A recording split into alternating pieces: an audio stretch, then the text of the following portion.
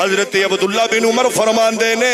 نبی پاک دے نال ایک طرف عمر پاک چل رہے ایک طرف صدیق پاک چل رہے نبی پاک مسجد دی اندر داخل ہوئے نبی پاک دے صحابہ کہندے نے سونا ہے کنے سونے لگ رہے ہو ایک طرف عمر ہے ایک طرف عثمان ہے میرے آقا نے فرمایا صحابہ کی کہندے ہو اے جوڑی کنی سونی لگ رہی میرے آقا نے فرمایا جدو قبراں وچ اٹھاں گے جدو روزے وچ اٹھاں گے قیامت دے روز جدو اٹھاں گے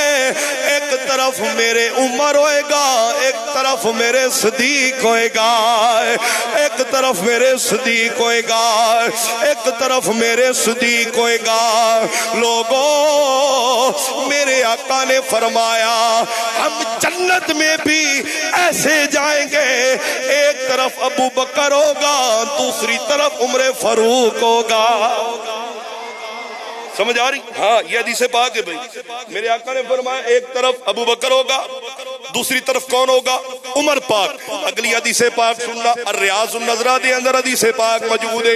حضرت ابو ہریرہ رضی اللہ تعالیٰ عنہ آپ حدیث پاک دے راوی نے نبی پاک صلی اللہ علیہ وآلہ وسلم تشریف فرما میرے آقا دی بارگاہ ملائکہ دے سردار جبریل امین آئے مصطفیٰ دی بارگاہ چاہ کے بیٹھے نبی پاک دے نال جبریل گفتگو پہ فرمان دینے میرے آقا دے پیارے غلاموں تھوڑی دیر تو بعد آپ دے قریب حضرت سیدنا ابو بکر صدیق رضی اللہ تعالیٰ عنہ دا گزر ہویا جدو جبریل نے ابو بکر والوے خیائے جدو جبریل امین نے ابو بکر والوے خیائے جبریل دی نظر ابو بکر دے گئی میرے آقا دی بارگاہ جبریل بول کے کہنے نے سونا لجپالا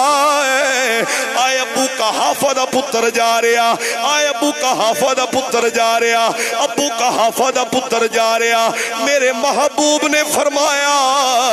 جبریل تو ابو بکر نو جاننا ہے اسمانہ والے بھی کیا ابو بکر نو جان دینے جبریل امین نے فرمایا سونا رب کعبہ کی قسم ہے اتنا زمین والے ابو بکر کو نہیں جانتے جتنا آسمان والے جانتے ہیں ہاں یہ کون فرما جبریل جنہی تعریفہ جبریل کرے ہائے ہائے ہائے ہائے وہ ابو بکر ہے بھائی جن کی تعریفیں کون کرے جبریل جن کی تعریفیں کون کرے